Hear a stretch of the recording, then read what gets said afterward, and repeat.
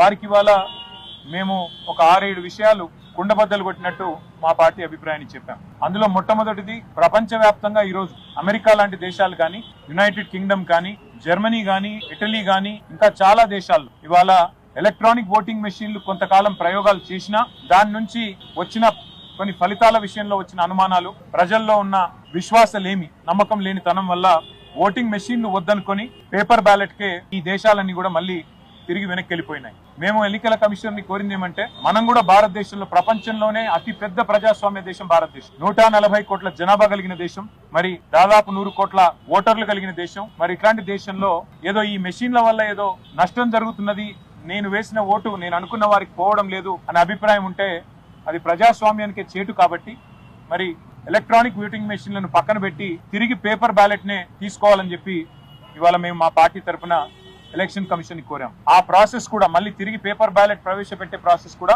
బీహార్ ఎన్నికల నుంచే ప్రారంభించండి, నవంబర్ లో జరగాల్సి ఉన్న బీహార్ ఎన్నికల్లోనే తిరిగి పేపర్ బ్యాలెట్ ప్రవేశపెట్టండి. ఆ తర్వాత వచ్చే సాధారణ ఎన్నికల్లో అన్నింటిలో కూడా ఖచ్చితంగా మళ్ళీ పేపర్ బ్యాలెట్ తోనే నిర్వహించాలని చెప్పి కూడా మా పార్టీ తరఫున కుండబద్దలు కొట్టినట్టుగా మా అభిప్రాయాన్ని చెప్పాం. అట్లాగే ఎన్నికల్లో పార్టీలు ఇచ్చే హామీలు, ఎన్నికల్లో పార్టీలు ఇచ్చే అడ్డగోలు వాగ్దానాలు, ఈరోజు తెలంగాణనే ఎగ్జాంపుల్ గా తీసుకుంటే కాంగ్రెస్ పార్టీ ప్రజలకు అరిచేతిలో వైకుంఠం చూపెట్టి 420 హామీలు ఇచ్చి ఇష్టం వచ్చినట్టుగా నోటికి ఎంత వస్తే అంత అడ్డగోలు మాటలు చెప్పి ఒక వేలం పాటలాగా, ఒక అర్రాస్ పాటలాగా నోటికొచ్చిన వాగ్దానాలు చేసి ప్రజల్ని మోసం చేసి మభ్యపెట్టి ఓట్లు సంపాదించింది. మాకంటే 1.8% ఓటు ఎక్కువగా సాధించి ఇవాళ ప్రజల్ని 100 రోజుల్లోనే అన్ని వాగ్దానాలు అమలు చేస్తామని చెప్పి గ్యారంటీ కార్డులు ముద్రించి చివరికి స్టాంప్ పేపర్ల మీద అఫిడవిట్లు కూడా మరి ఇచ్చి ప్రజల్ని ఎట్లా వంచిందో, గుడిలో దేవుడి ముందు కూడా బాండ్ పేపర్లు పెట్టి ఎట్లా వంచినారో ప్రస్తుత ముఖ్యమంత్రి గారు, ఉప ముఖ్యమంత్రి గారు, ఇంకా ఇతర కాంగ్రెస్ పార్టీ నాయకులు, అది కూడా మేము సవివరంగా ఎక్స్ప్లెయిన్ చేయడం జరిగింది. ఎన్నికల్లో ఇచ్చిన మేనిఫెస్టోకి రాజకీయ పార్టీలు కట్టుబడి ఉండకపోతే తప్పకుండా వారిని శిక్షించాల్సిన బాధ్యత కూడా ఎన్నికల కమిషన్ మీదనే ఉన్నది. ఎన్నికల్లో ప్రజల్ని వంచే ఏ పార్టీ అయినా అధికారంలోకి వచ్చిన తర్వాత మోసం చేస్తే వారి అవసరమైతే సభ్యత్వాన్ని రద్దు చేసే విధంగా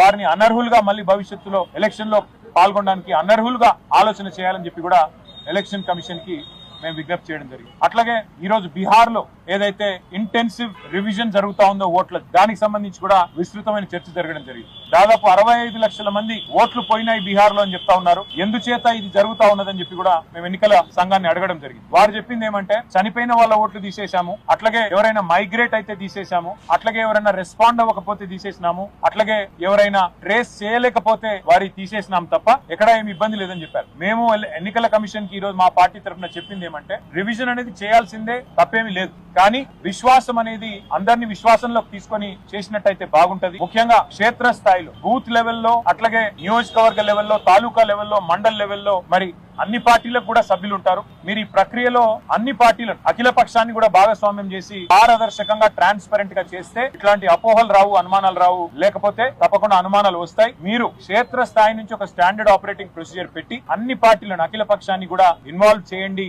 మాకు బూత్ లెవెల్ కమిటీస్ ఉన్నాయి, అన్ని రాజకీయ పార్టీలకు బూత్ లెవెల్ కమిటీలతో అవసరమైతే ఒక అఖిల పక్షాన్ని ఏర్పాటు చేసి కింది స్థాయి నుంచి రాష్ట్ర స్థాయి దాకా, అంటే రాష్ట్ర స్థాయిలో ఉండే చీఫ్ ఎలక్టరల్ ఆఫీసర్ ఎవరైతే ఉంటారో వారు, జిల్లా స్థాయిలో కలెక్టర్ గారు, తాలూకా స్థాయిలో ఆర్డీఓ గారు, మండల స్థాయిలో ఎండిఓ గారు, మరి గ్రామ స్థాయిలో ఒక విఆర్ఓ గారు, ఆ రకంగా ప్రతి స్థాయిలో అఖిల పక్షాన్ని ఇన్వాల్వ్ చేసి, అన్ని పార్టీలు ఇన్వాల్వ్ చేసి, మీరు గనక ట్రాన్స్పరెంట్ గా ఎవరెవరు ఓట్లు తీస్తున్నారు, ఉదాహరణకి ఒక ఊర్లో ఒక 100 ఓట్లు పోతున్నాయని, ఏ 100 ఓట్లు పోతున్నాయి, ఏ కారణంతో పోతున్నాయి, ఎంతమంది చనిపోవడం వల్ల తీసేసినారు, ఎంతమంది అక్కడి నుంచి వేరే దేశానికో వేరే పట్టణానికో మరి మైగ్రేట్ కావడం వల్ల తీసేసినారు, అది పారదర్శకంగా మీరు కనుక లిస్ట్ డిస్ప్లే చేస్తే, అన్ని పార్టీల సమ్మతితో చేస్తే మంచిగుంటది, ఆ పని చేయండి అని చెప్పి కూడా వారిని కోరాం. అట్లాగే ఇవాళ వాస్తవం ఏంటి అంటే, భారతదేశంలో ఇంకా ఎన్నికల సంస్కరణలు కూడా రావాల్సిన అవసరం ఉంది, ఖచ్చితంగా రావాలి. ఇవాళ ఎన్నికల్లో ఖర్చు విషయమే గానీ, ఎన్నికల్లో ప్రలోభాలు పెట్టే, దొంగ మాటలు ఇచ్చి, హామీలు ఇచ్చి ప్రలోభ పెడుతున్న పార్టీల విషయమే గానీ, వాగ్దానాలు అమలు చేయకుండా ప్రజల్ని వంచిస్తున్న వాళ్ళ విషయంలో గానీ చాలా విస్తృతమైన చర్చ ఇవాళ ఎన్నికల కమిషన్ తో జరిగింది. చాలా విషయాలు